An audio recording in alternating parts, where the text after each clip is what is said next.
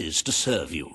I have a vast wealth of experience, I assure you, though I have yet to experience vast wealth. That, Your Majesty, is an example of the sense of humor which will no doubt make our time together such a delight. No doubt. Well, I'll leave you two to get better acquainted. I should begin preparations for the trial. The trial, of course. The very first item on today's agenda. Among my other qualities, I am well versed in toadying, public relations, and time management. And I heartily believe the key to being a successful queen is following a well-scheduled royal agenda. If you will permit me, here are today's appointments.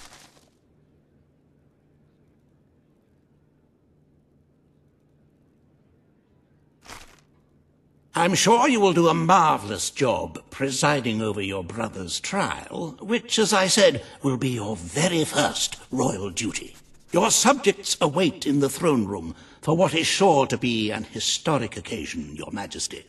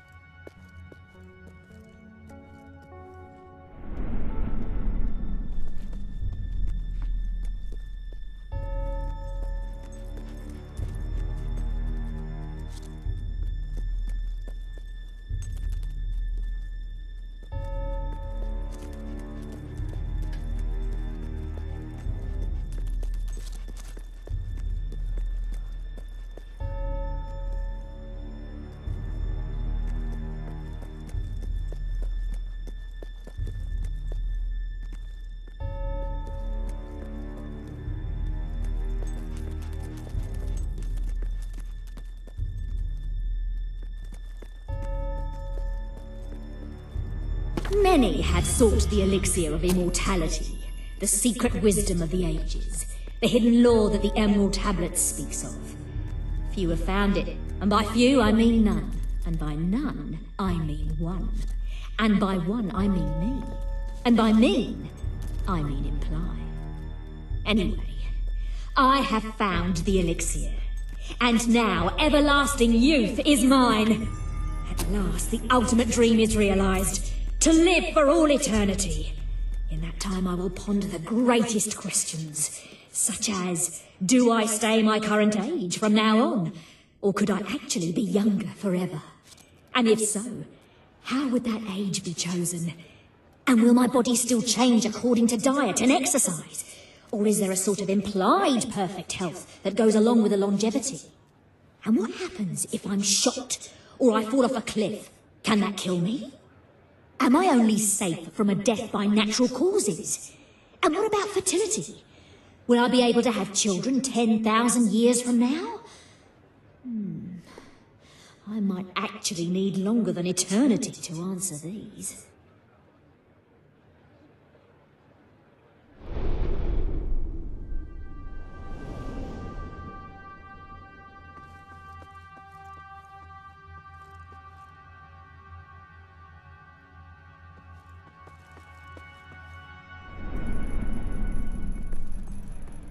All stand to attention for the Queen of Albion.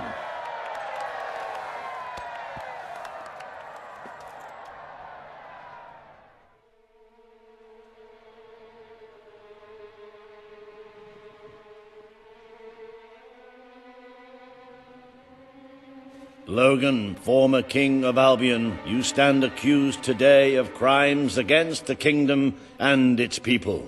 Those who brought you to justice will now speak. There's not a soul alive in the kingdom who hasn't suffered for his glory, and plenty who've died for it. I says, let him have some death of his own. Look, I'm not one for lopping people's heads off, but we saw Major Swift executed like it was a bloody circus act.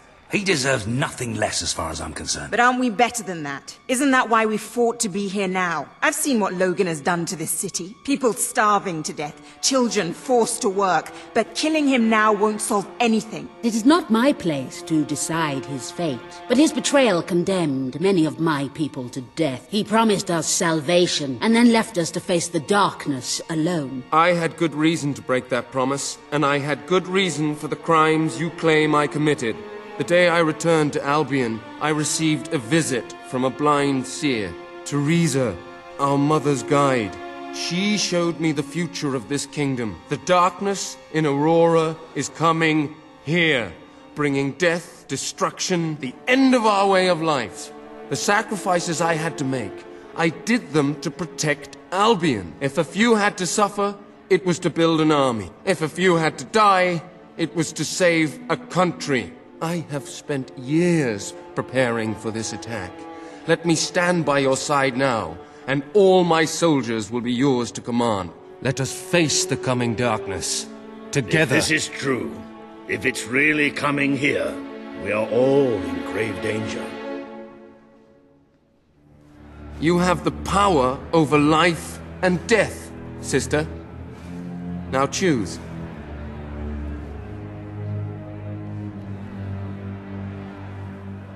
The people await your verdict.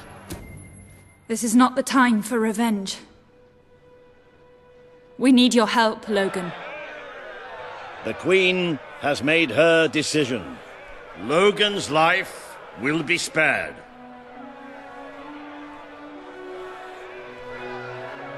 I know you will never forgive me for the things I've done. You told me so once, remember? Of course I do. But what matters now is that we defend our land. The castle is yours, and so is the throne. I'm glad to be rid of them.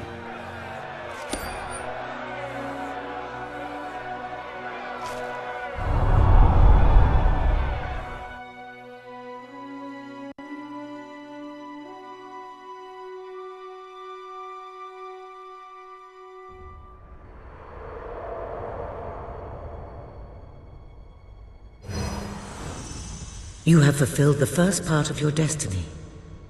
You were little more than a child when you left the castle. You have become a hero, a leader, and now, finally, a monarch. But your journey is not yet done. Now you are queen, you can know the truth. Albion will soon be attacked, and the threat could not be greater.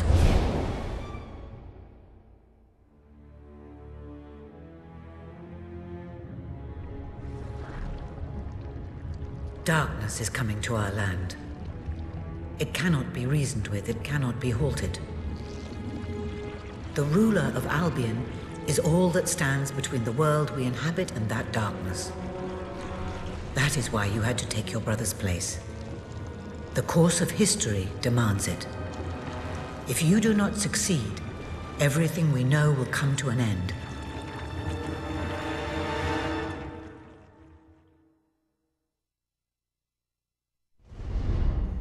Why didn't you tell me all this at the start?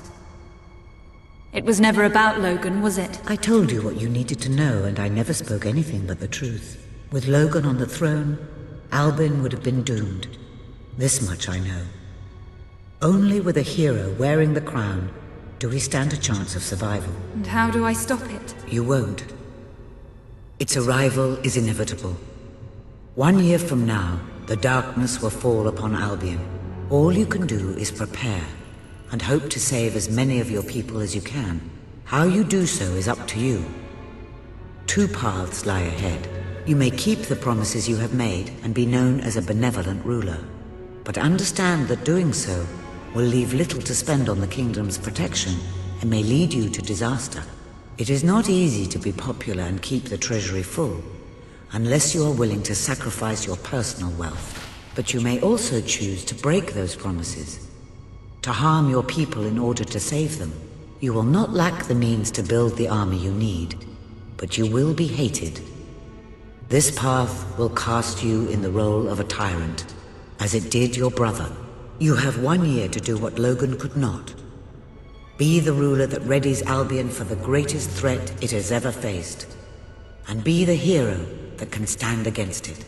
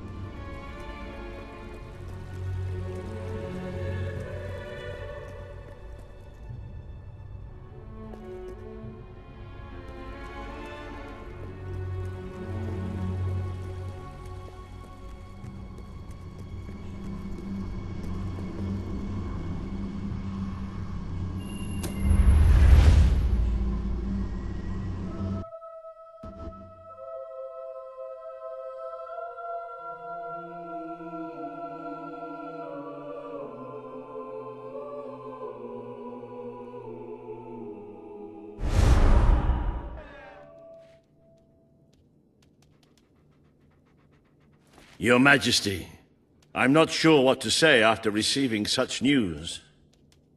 The darkness that is coming. People won't understand what it means. Nobody could, without living through it first.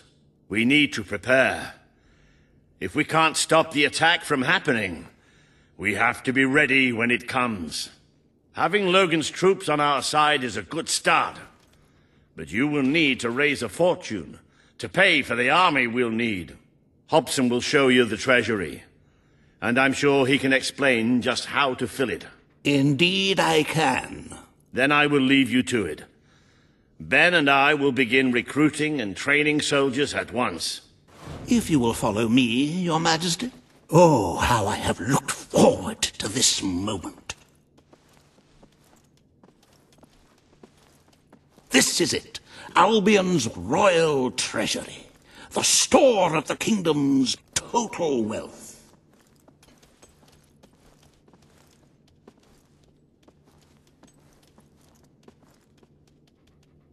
It's, well, not as replete as one would like, but just imagine this room shimmering with hills, valleys, and plateaus of gold, a topography of riches going all the way up to the ceiling. It will require nothing less to build this army everyone is talking about. Which brings us to the second item on today's agenda, and one I'm personally very excited about. Setting the tax rate for the coming year. As you probably know, your brother was taxing the people rather heavily, and some say that this has led to poverty, starvation, and other societal ills. You have 3 clear choices, Your Majesty. 1, lower the tax rate, which one could argue would help the poor and the hungry, but would also leave the treasury in a miserable state. 2, maintain Logan's policies. Not a popular move with the people, but moderately popular with the treasury. And 3, and don't let my enthusiasm influence you in any way, raise the taxes even further. True, many will suffer in the short term, but we will be able to protect the kingdom and run our fingertips over vast amounts of gold in this very room. What will it be, Your Majesty?